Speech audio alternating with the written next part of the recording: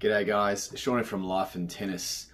Well, it's been a while. It's been about a month since my last video, so I thought it would be about time to get back on the horse and create more content. So today's video is going to be taking a look back at the year that has been on the tennis calendar. What a year we've had in the men's game, obviously being dominated by the two usual suspects in Alcaraz and Sinner. And in the women's game, you would have to say that Aryna Sabalenka has definitely been the most consistent performer on tour. They're definitely the woman to beat at the moment on the WTA tour, with some notable exceptions, with the likes of obviously Swiatek winning her first ever Wimbledon, Coco Gauff winning French Open, and even Amanda Anisimova having a great run to make both Wimbledon and US Open finals. So yeah, she had a bit of a breakout year this year. But yeah, plenty of amazing stories this year. And look, I thought I'd cover off some of my favourites, my top 5 highlights of the year. And look, spoiler alert, 4 of them are from Grand Slam finals, but I think they were memorable Grand Slam finals. Or maybe I should say 4 of them are to do with the Grand Slams, whether it's a Grand Slam run or the actual final itself just being an incredible match, with the 5th highlight being, another breakthrough of sorts, which I'm sure you guys will probably be able to figure out before I even get to it. But yeah, look, I thought I'd start with my number 1 highlight, this is in no specific order, but just the first one that comes to mind. It has to be that amazing run by Madison Keys at the Australian Open right at the start of the year to kick us off. So yeah, look, I mean, definitely a player that, look, 10 years ago, looked like she had a lot of potential and then made an amazing breakthrough run to the US Open final in 2017 where she faced off against a fellow American in Sloane Stephens and got completely wiped off the court, 3-love. And you sort of thought, well, first time slam final, still in her early 20s. Both players, well, I think were similar age, actually, maybe around, 22, 23. And both looked like they had really bright futures ahead of them at that point. And while Sloane Stephens did make the French Open final the following year, Keys basically failed to go further than either the quarterfinals or semi-finals for another 8 years, essentially. And you sort of thought, have they not quite lived up to their potential? That is until this year's Australian Open, where she got on a tear. She lost in the quarterfinals in Auckland, then won 12 straight matches, winning Adelaide and the Australian Open, and having some incredible battles along the way. And probably the most memorable match was, well, actually there were 2. There was the semi-final against Iga Swiatek, and then the final against Sabalenka, where she had to take out the number 2 and number 1 seeds and the number 2 and number 1 players in the world to win the entire tournament. And what a way she did it as well. Just playing some absolutely brilliant tennis. And it was a fairy tale run. And I think by the time that she, got to the quarterfinals and even semi-final stage, I think she was everyone's favourite player to win the tournament. I mean, obviously Sabalenka and Swiatek are arguably the 2 best players of the last sort of 5 years in the women's game. But we all love a Cinderella story, right? So, and Keys got hers. And I think what made it even more remarkable is just the fact that, like, how she had to do it and the players she had to beat and the sort of tennis that she ended up producing. And look, even if she never makes another Grand Slam final, let alone wins one, I think that's a career-defining moment right there. And, that would have been one of the most satisfying, I would say most satisfying, but also most relieving feeling for Keys. By the time that final ball was hit, just the amount of, emotion and, everything that sort of had led up to that moment, it would have just dawned on her, I think. And it would have taken her a long time to kind of process that. So yeah, just an incredible run. And that was the first sign that 2025 was going to be an amazing year for tennis. And now for my number 2, and this is in no particular order, but look, if I was to rank them, this would be at number 1. It's that men's French Open final. I mean, look, would it be anything else? The match itself has gone down already as one of the greatest Grand Slam finals of all time. And look, in my opinion, I'd probably put it at number maybe 4 or 5, just under Wimbledon 2008, Rafa and Fed, Oz Open 2012 Novak against Rafa, and maybe just under the 2019 Wimbledon final between Federer and Djokovic. Look, those three probably just pip this one.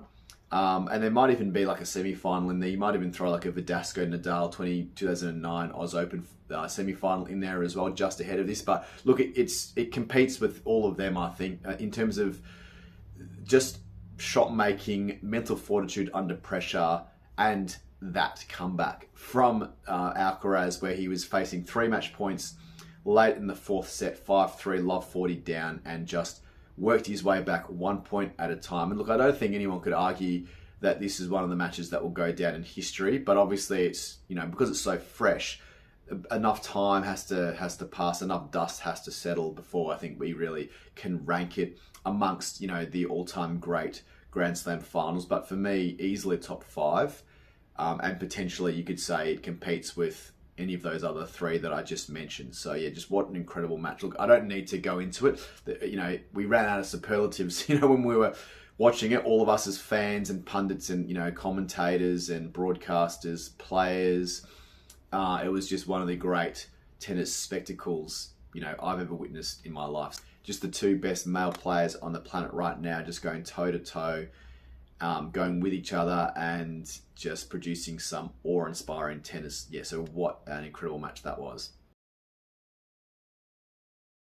For my number 3, it has to be that Wimbledon breakthrough from Iga Swiatek. Now, the match itself was not memorable at all. She, destroyed a poor, hapless Amanda Anisimova, love in her first Grand Slam appearance, which would have been, special in itself. But obviously she would have liked to have, given a bit more. But in the end, look, I don't think Swiatek was ever going to lose that final, no matter how well Anisimova could have played. She ended up winning the last 20 games of the tournament, which is just unheard of. I don't think there's a player who's ever done that before, male or female, to take out a title. So yeah, just what an incredible feat that was from Swiatek, and particularly when it was on grass. Historically her weakest surface. And I wouldn't even say she plays that badly on grass, but maybe it just doesn't suit her game as much as obviously the clay does, and even hard court. Her game is definitely more suited to those slightly slower surfaces. But yeah, she obviously went to work on her game with the help of her coach, Wim Fissett, who, a lot of it was to do with her movement, and then also just her game style on grass, being able to take the ball a little bit earlier and, kind of bully her opponents around early in the point and not, get behind, because she is definitely a counter puncher. She's a very aggressive player, but she very much, I would describe her as a counter puncher. She can sort of ride off the aggression of a lot of her opponents because she's not the tallest player, and she probably doesn't hit it the hardest, but she's definitely, the kind of player that likes to dictate play, generally a very aggressive player. But on grass, where, you've got someone like Sabalenka that just absolutely just annihilates every single ball. And even Anisimova, who, made a final herself, and she's a very, very big hitter and probably hits it bigger than Swiatek. Swiatek had to learn how to, take matters into her own hand, ride the bumps a bit, but also, take the ball early and really dictate play from the get-go. And she did that, and just an incredible effort for her to win her first Wimbledon title. Just a bit of a breakthrough moment for Swiatek. So yeah, amazing effort from the pole.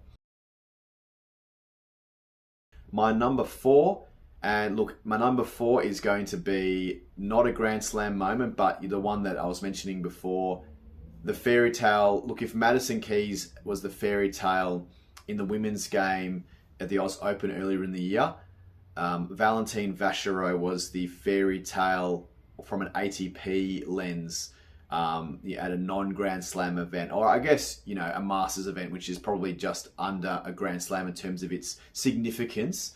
But just the statistics that he broke, the history that he created in winning Shanghai Masters 1000, and especially the fact that there were perhaps 2 fairy tale stories of the tournament. Well, not just Vachereau in going on this incredible run and winning the tournament, but playing his cousin Arthur Rinderknech in the final, who himself has never made a Grand Slam final. And look, top 100 player, but probably not the player that most people would say, would be at the pointy end of a Masters event. So yeah, just an incredible tournament, incredible run by both of those guys. And I think the best part about that tournament was not all the history and all the records that Vachereau broke by winning the title itself, but just watching those two, how close they were, and watching those two cheer each other on in the box, from afar. When they basically went to each other's matches, along the way, and just they were so happy for each other whenever they won a match. And by the time it got to the final, you knew that both would be so hungry to win, but you also knew just the camaraderie between the two cousins. Was incredible to watch, and especially that embrace at the end. And you could just tell it meant so much to both players. Obviously Vachereau, it was his breakthrough moment, but Rinderknech, was so visibly happy for his cousin. It was really, really lovely to see, and it really showcased a different side of tennis that we don't normally see. It's not just about winning and losing, but it's about the camaraderie in the sport itself. And you go on this journey together with the players in the locker room with you, and obviously you're all out there to win, but at the end of the day, tennis is a very, very lonely sport, and you want to just enjoy every single moment and just be happy for each other when you're able to share in that moment together. Even though obviously it would have been very tough for Rinderknech to lose, he was so happy for Vachereau, and Vachereau conversely was so happy for his cousin to have had such a great run. And I'm sure both those players will, it'll be interesting to see what year they have next year, because you'd say they're good enough players to, have deep runs at Masters and even do okay at the Grand Slams. But these sorts of, let's just call them flash in the pan runs at, ATP or Grand Slam events, they don't happen all the time. And often what you find is you have these players that come out of nowhere to win a Masters 1000 event, for example, but then they disappear into obscurity. So, it's like a once in a, 5-year, 10-year, 20-year thing, right? And it'd be interesting to see how Vachereau, particularly, how he's able to back up this Masters win. I mean, Rinderknech has been a pretty consistent top 100 player for the last few years, but Vachereau obviously just broke into the top 100, and I think he's sitting at 31 in the world right now, as of the time of writing. So yeah, it'd be interesting to see how his 2026 goes and if he can back up this Masters win, because the way he was playing in that tournament, he looked like he belonged. Like he has the game. Like he looked like he's been in the top 100 for the last 5 years. He looked like a top 20 player, really, the way he was playing. It was quite remarkable tennis. So yeah, that's my number 4. And then finishing it off, my number 5 top moment of the 2025 tennis year was Sabalenka coming home strong at the US Open. Now, the reason why I've chosen this moment is just because more for the heartbreak that she experienced at the Oz Open and French Open finals against Keys and Coco Gauff, respectively.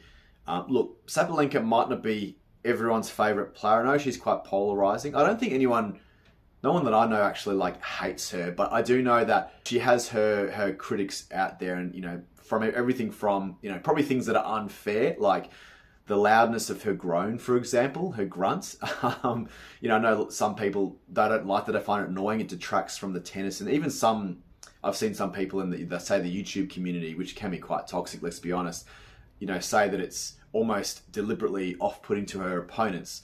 But let's be honest, she's been the trendsetter in the women's game for the last, let's say, 2 or 3 years. Her along with Swiatek, but definitely this year she's been the most consistent performer on the WTA tour without doubt.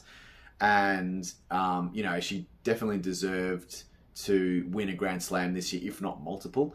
And, I know that she probably didn't react the best after her French Open loss to Coco Gauff. I've already talked about that in a previous video. I wasn't particularly a fan of her comments after that. And even I know after the Riyadh WTA finals loss to Rybakina, she, I didn't see or hear exactly what she said about it, but there is footage of her sitting down with her team after the match, being quite... It looked like she was being quite negative or scathing of her opponent. I think Sabalenka really, she's the kind of player that wears a heart in her sleeve. I think she, in the heat of the moment, she finds it very hard to, you know, not to let it all out in one sort of big, angry, frustrated kind of burst. And look, that's, you know, I think it's fair enough to criticize certain things that she said straight after a match, where you go, look, you know, she's had media training, she probably should be a little bit more professional about it and blah, blah, blah. But obviously the emotions of tennis, let's be honest, it's gotten to all of us, right?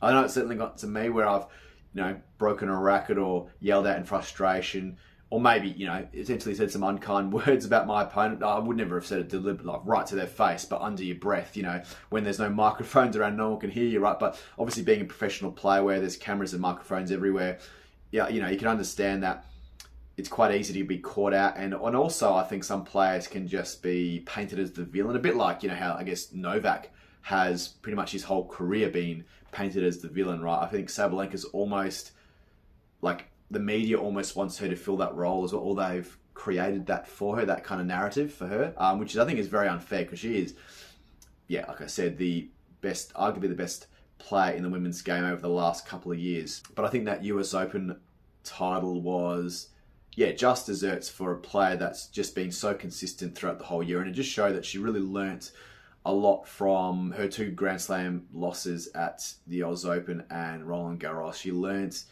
that, you know, her emotions maybe got the better of her in both those matches. Probably her emotions got the better of her in the Oz Open match, but that was, I would say that was partly due to Keys just playing an incredible match, whereas the French Open was probably the conditions. Really, she didn't adjust to the wind very, very well at all, and, you know, Goff just capitalised on it. So I think to go through those really tough losses, you know, a lesser player would have, you know, maybe dropped off a little bit as the season went on, but she just continued to, her level just stayed so consistent throughout the whole year, and then to have that run and to win the US Open after those tough final losses was just, yeah, an amazing result. And she deservedly finished the year as the WTA #1 player in the world. So yeah, congratulations to Sabalenka there. There's probably a lot of honourable mentions that I'd like to quickly discuss. The first being Anisimovan's breakout year. I know I mentioned it earlier, but I know that she had a really tough loss against Swiatek Love in the Wimbledon final, but, you know, to make that final, to have the run that she had, that was an incredible effort. And then to back it up at the US Open and beat Swiatek, who had beaten her Love, and then to make another final at US Open and just fall short against, you know, let's be honest, Sabalenka, that was just too good for her on the day.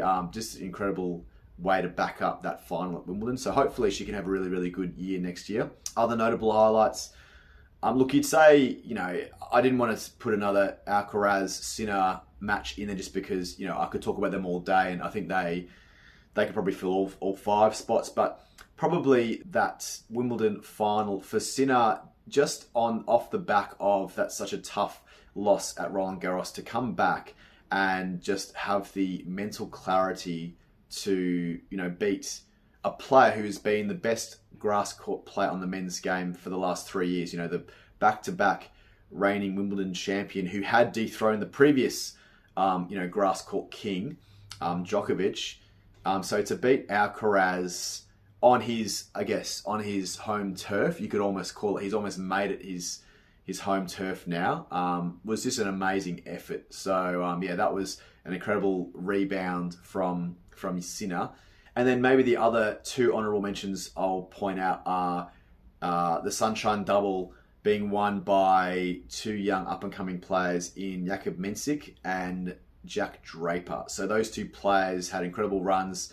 You know, at the very start of the year, they actually were both very, very solid at, you know, at the Oz Open as well. And probably for the first sort of 3 or 4 months of the year were, you know, 2 of the top players, I would say, or particularly Draper. Maybe not as much Mensik. I mean, Mensik is still, you know, a teenager. I think he's still 19. He might be, you know, I'm not sure if he's turned 20 yet, but he's still, you know, very much at the start of his career. And Draper, being sort of early 20s, still has a long way to go as well. But, you know, both players had incredible runs in Indian Wells and Miami. So that was really nice to watch. And hopefully those 2 guys will have big years next year. But anyway, guys, look, that's my top 5 highlights of the 2025 tennis calendar year.